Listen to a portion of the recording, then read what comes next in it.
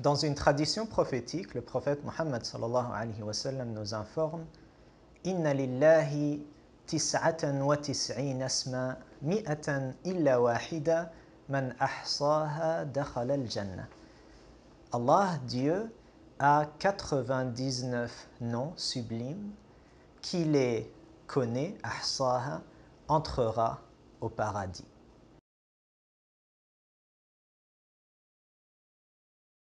Assalamu alaikum wa rahmatullah, que la paix soit sur vous.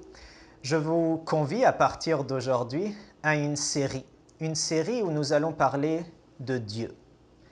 Et à partir de ce sujet, il s'agira de parler de développement personnel et de compétences à gagner, de savoir, de savoir-faire, de savoir-être, de compréhension, de comportement et d'attitude à développer en soi.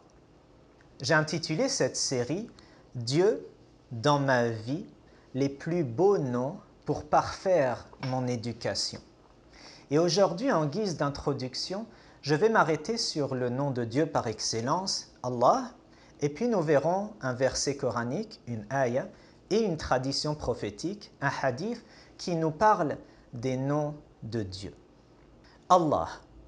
Allah est le nom de Dieu par excellence. On ne cesse, en tant que croyant, de témoigner de notre foi en Dieu par cette formule « La ilaha illallah ». Il n'y a nulle autre divinité que Dieu, que Allah.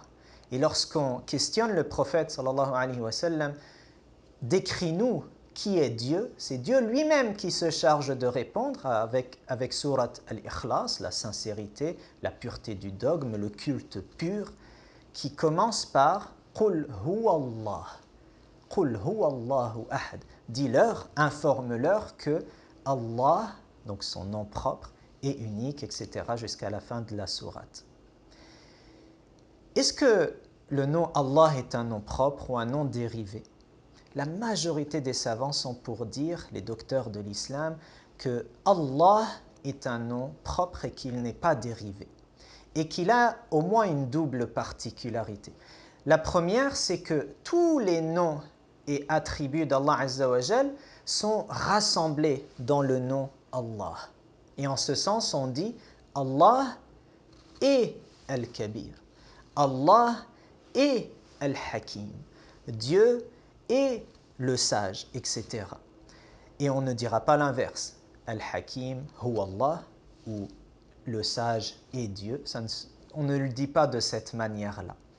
Et en ce sens, le verset dans Surat Taha, Allahu la ilaha illahu lahul asma'ul husna. Allah, Dieu, il n'y a pas de Dieu que lui, que Dieu, à lui appartient les plus beaux noms. Les noms sublimes lui appartiennent. Et deuxièmement, le nom Allah ne peut être employé d'une quelconque manière à quiconque. Je peux dire de quelqu'un qu'il est Rahim, clément. Je peux dire de quelqu'un qu'il est Hakim, sage. Mais en aucun cas, même au sens figuré, je ne peux pas dire de quelqu'un qu'il est Allah. Et d'ailleurs, les savants font remarquer qu'une particularité de ce nom, c'est que le nom Allah n'a jamais été employé pour désigner autre que lui, subhanahu wa ta'ala. Et dans la série, vous remarquerez à chaque fois que je dirai Allah ou Dieu, je rajouterai une phrase de glorification, Azza wa Jal ou Subhanahu wa ta'ala. Azza wa Jal signifie qu'il est le puissant, le grand. Subhanahu wa ta'ala veut dire gloire à lui, il est le très haut. Donc ce sont des formules de glorification qu'on fait suivre en citant le nom Allah, Dieu. Ça, c'était le premier point sur Allah. Voyons maintenant un verset du Coran et une tradition prophétique qui nous parle des noms divins. Dans Surat Al-A'raf, on trouve ce verset du Coran qui dit « Walillahi al-asma'ul husna fad'uhu biha » C'est une partie du verset qui dit « Et à Allah appartient les plus beaux noms, les noms sublimes, les noms d'excellence. » Implorez-le donc à partir de ces noms-là. Et ce que nos savants préconisent, c'est que lorsque tu invoques Dieu et que tu l'implores, utilise le nom d'Allah qui convient à ta requête. Par exemple, Ô Allah, toi qui es plein de clémence et de miséricorde, fais clémence à mon père, à ma mère. Ô Allah, toi qui es le sage, Al-Hakim, permets-moi de prendre la meilleure décision face à ce dilemme, etc., etc. Quant à la tradition prophétique, c'est celle que j'ai citée au tout début dans l'introduction. Je le répète, Inna lillahi tis'atan wa tis'ina asma mi'atan illa wahida man ahsaha dakhala al-jannah. Allah subhanahu wa ta'ala, certes, en vérité, a 99 noms. Et là, le hadith nous dit Man ahsaha, celui qui va ahsaha entrera au paradis. Qu'est-ce que veut dire ahsaha? Ici, les savants ont donné beaucoup d'interprétations et d'explications, et j'ai essayé de les rassembler et finalement de dire que ahsaha, c'est une série au moins de 3 étapes, ou une 4e qui pourrait suivre. La première, ahsaha, c'est dans le sens de hafidhaha. Et il y a une version du hadith dans Muslim qui dit hafidhaha. C'est les apprendre par cœur, c'est les mémoriser à travers la lecture du Coran, à travers, comme on disait tout à l'heure, du fait que je les emploie dans mes invocations, à force de les répéter. Et donc, je les mémorise et je les apprends avec le cœur et j'y crois, je les mets en moi. Deuxième étape, il s'agit de les comprendre. Je ne m'arrête pas à les citer en arabe, mais je vais savoir qu'est-ce que veut dire tel nom.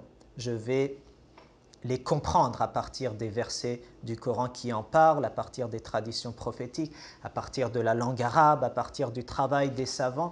Et en ce sens, un exercice qu'il est intéressant de faire, c'est à la fin de beaucoup de versets, on clôture le verset, la ayah, avec un ou plusieurs noms de Dieu. Ce qu'il est intéressant de faire, c'est de lire le verset à l'envers. Je lis les noms de Dieu et à la lumière de ces noms de Dieu, je lis le verset. Et ça me donne une compréhension des noms d'Allah Azza wa Jal. Ça peut être un exercice à faire, pratique, lorsque je lis le Coran pour davantage comprendre qu'est-ce que signifient les noms de Dieu. Après les avoir compris, il faut leur donner un sens pratique. Il faut donner vie à notre croyance au nom de Dieu. Et en ce sens, par exemple, si je crois en Allah Azza wa Jal qui est parfaitement juste, impartial, alors je dois m'efforcer d'être le plus juste possible. J'adore Allah Azza wa Jal qui est Al-Alim, qui est omniscient, plein de savoir. Je m'efforce d'acquérir la connaissance et de faire beaucoup d'efforts pour être au plus haut degré du savoir. Et là, un exercice pratique qu'on pourrait faire pour développer ce savoir-faire, le comportement, l'agir en conséquence de notre compréhension des noms divins. Un exercice pratique serait de mettre en place une situation. On met des études de cas, on dit « je suis dans telle situation, je pense à tel nom divin, quelle est l'issue? Qu'est-ce que devrait être mon comportement ?» Exemple banal, je commence à sentir la colère là, monter, je pense au nom d'Allah Azza wa Jal, Al-Halim, qui est plein de magnanim, qui est plein de douceur, qu'est-ce que je devrais faire? Etc., etc. Donc, à travers cet exercice pratique, on développe un comportement concret. Et en même temps qu'on le met en pratique, et c'est aussi un exercice à part, il s'agit de l'enseigner. Et ce serait comme la 4e étape. Je mémorise, je sais ce que ça veut dire, j'agis en conséquence et je transmets aussi la signification de ces noms à travers mon comportement, mais aussi à travers l'enseignement à ceux qui m'entourent.